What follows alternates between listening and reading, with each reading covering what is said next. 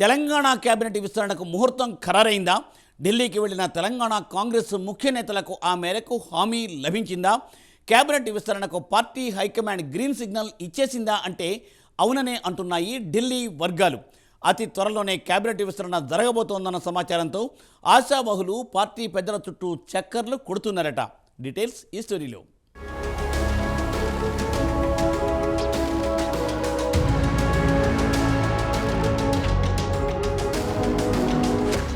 Telangana cabinet విస్తరణకు ముహూర్తం ఖరారైనట్లు సమాచారం. CM Revanth Reddy, PCC chief Mahesh Kumar Goud, deputy CM Bhatti Vikramarka, మంత్రి ఉత్తమ్ కుమార్ రెడ్డితో పాటు మరో 3 నేతలు ఢిల్లీలోని పార్టీ హైకమాండ్ పెద్దలతో భేటీ అయినట్లు తెలుస్తోంది. ఏఐసీసీ అధ్యక్షుడు మల్లికార్జున్ ఖర్గే, రాహుల్ గాంధీతో భేటీ అయిన నేతలు రాష్ట్రంలోని అనేక ముఖ్యాంశాలపై చర్చించినట్లు సమాచారం. రాష్ట్రంలో చేపట్టిన కుల గణన, ఎస్సీ వర్గీకరణ అంశాలపై 2 బహిరంగ సభలను నిర్వహించాలని ఆయా సభలకు ఖర్గే, రాహుల్ గాంధీని ఆహ్వానించినట్లు తెలుస్తోంది. పార్టీ పెద్దలతో భేటీ అయిన రాష్ట్ర ముఖ్య నేతలు తెలంగాణలో జరుగుతున్న రాజకీయ పరిణామాలను వివరించినట్టు సమాచారం. త్వరలో జరగబోయే పట్టభద్రులు, టీచర్స్ ఎమ్మెల్సీ ఎన్నికలు, ఆ తర్వాత పంచాయతీ ఎన్నికల్లో కాంగ్రెస్ పార్టీ విజయం సాధించాల్సిందే అంటూ రాష్ట్ర నేతలకు పార్టీ పెద్దలు దిశానిర్దేశం చేసినట్టు సమాచారం. అయితే కేబినెట్ విస్తరణ అంశంపై కూడా పార్టీ పెద్దలతో చర్చించినట్లు తెలుస్తోంది.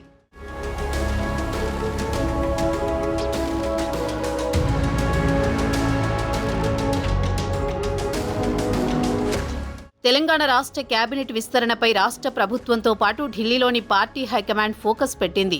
ప్రస్తుతం కేబినెట్లో సీఎం రేవంత్ రెడ్డితో కలిసి 12 మంది మంత్రులు ఉండగా మరో 6గురికి కేబినెట్లో చోటు కల్పించే ఛాన్స్ ఉంది. కేబినెట్ విస్తరణపై కొంతకాలంగా తీవ్ర చర్చ నడుస్తోంది. కానీ కాంగ్రెస్ ప్రభుత్వం వచ్చి ఏడాది దాటినా ఇప్పటి వరకు మంత్రివర్గ విస్తరణ జరగలేదు. ముఖ్యమైన హోం, విద్యాశాఖలన్నీ సీఎం రేవంత్ రెడ్డి వద్దే ఉన్నాయి. దీంతో కేబినెట్ విస్తరణపై ఢిల్లీ పెద్దలతో చర్చలు జరిపారు సీఎం రేవంత్. అయితే మంత్రివర్గ విస్తరణలో బెర్తు కోసం చాలా మంది సీనియర్ ఎమ్మెల్యేలు రేసులో ఉన్నారు. కేబినెట్లో ఎలాగైనా చోటు దక్కించుకోవాలని హస్తిన పెద్దల చుట్టూ చక్కర్లు కొడుతున్నారు. దీంట్లో గెలిచిన ఎమ్మెల్యేలు ఒకవైపు తమ ప్రయత్నాలు చేస్తుంటే, మరోవైపు ఎన్నికల్లో ఓడిపోయిన వారు సైతం పోటీ పడుతున్నారు. వచ్చే నెల మార్చిలో ఎమ్మెల్సీ స్థానాలు ఖాళీ అవుతుండటంతో ఎమ్మెల్సీగా ఛాన్స్ కొట్టేసి ఆ తర్వాత మంత్రి పదవిని ఖాయం చేసుకోవచ్చనే ఆలోచనతో పోటీ పడుతున్నారట.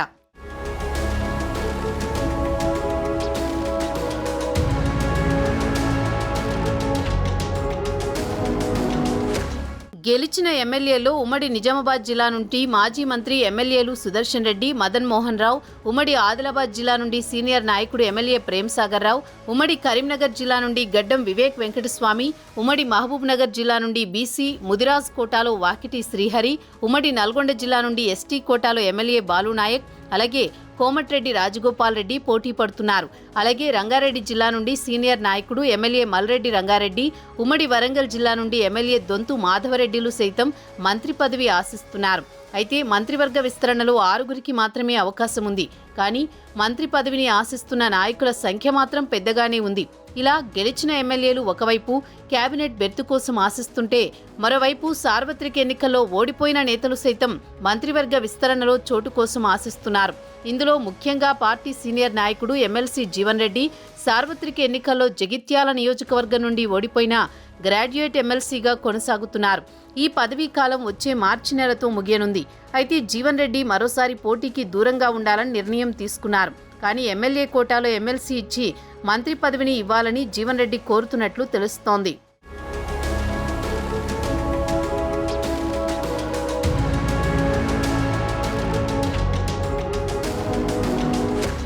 ఎమ్మెల్సీ జీవన్ రెడ్డితో పాటు సంగారెడ్డి ఫైర్ బ్రాండ్ తూర్పు జగ్గారెడ్డి సైతం అసెంబ్లీ ఎన్నికల్లో ఓడిపోయారు.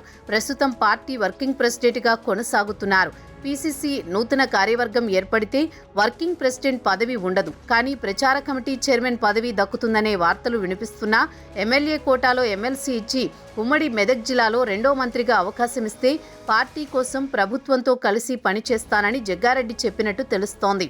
అలాగే ఎల్బీనగర్ నియోజకవర్గం నుండి ఎమ్మెల్యేగా పోటీ చేసి ఓడిపోయిన మాజీ ఎంపీ, ప్రచార కమిటీ చైర్మన్ మధుయాష్కి గౌడ్ సైతం ఎమ్మెల్సీ కోరుతూ కేబినెట్లోకి తీసుకోవాలని హైకమాండ్ వద్ద ప్రయత్నాలు చేస్తున్నట్లు తెలుస్తోంది.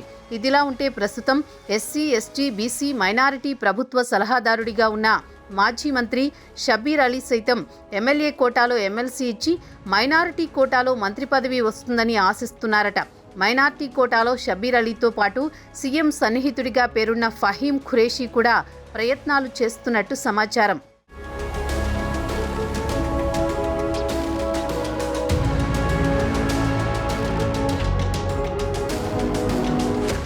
అసెంబ్లీ ఎన్నికల్లో అలంపూర్ నియోజకవర్గం నుండి ఎమ్మెల్యేగా ఓడిపోయిన ఏఐసీసీ సెక్రటరీ సంపత్ కుమార్ కూడా ఎమ్మెల్యే కోటాలో ఎమ్మెల్సీగా ప్రయత్నం చేస్తున్నట్లు తెలుస్తోంది.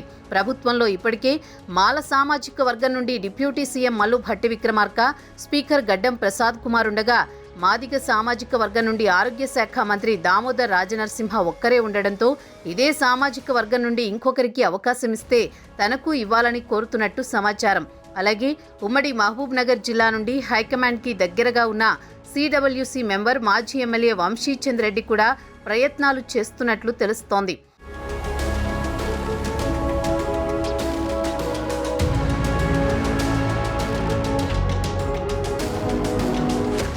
త్వరలో జరగబోయే కేబినెట్ విస్తరణలో మంత్రి పదవులను దక్కించుకునేందుకు ఆశావహులు పెద్ద ఎత్తున పోటీ పడుతున్నారు. కేబినెట్ విస్తరణలో తమకు అవకాశం దక్కేలా ఢిల్లీ చుట్టూ చక్కర్లు కొడుతున్నారు. ఓవైపు పీసీసీ చీఫ్ మహేష్ కుమార్ గౌడ్తోనూ మంతనాలు జరుపుతున్న ఆశావహులు అదే సమయంలో పార్టీ పెద్దలతోనూ తెరవెనుక చర్చలు జరుపుతున్నారట. కేబినెట్లో బెర్తును దక్కించుకునేందుకు తమ వంతు విశ్వ ప్రయత్నాలు చేస్తున్నారు నేతలు. ఈ విషయంలో ఇటు రాష్ట్ర పెద్దలు అటు ఢిల్లీ పెద్దలను ప్రసన్నం చేసుకునే పనిలో నిమగ్నమై ఉన్నారట. అయితే నేతల సామాజిక సమీకరణాలు, ఇతర ప్రాధాన్య అంశాలను పరిగణలోకి తీసుకుని పార్టీ హైకమాండ్ నేతలను ఎంపిక చేసే అవకాశం ఉందని సమాచారం. అయితే త్వరలో జరగబోయే మంత్రివర్గ విస్తరణలో ఎవరికి అవకాశం దక్కుతుందనేది త్వరలోనే తేలిపోనుంది. గెలిచిన వారికా లేదంటే ఓడిన వారికి ఎమ్మెల్సీ ఇచ్చి మంత్రివర్గంలోకి తీసుకుంటారా అనేది చూడాల్సి ఉంది.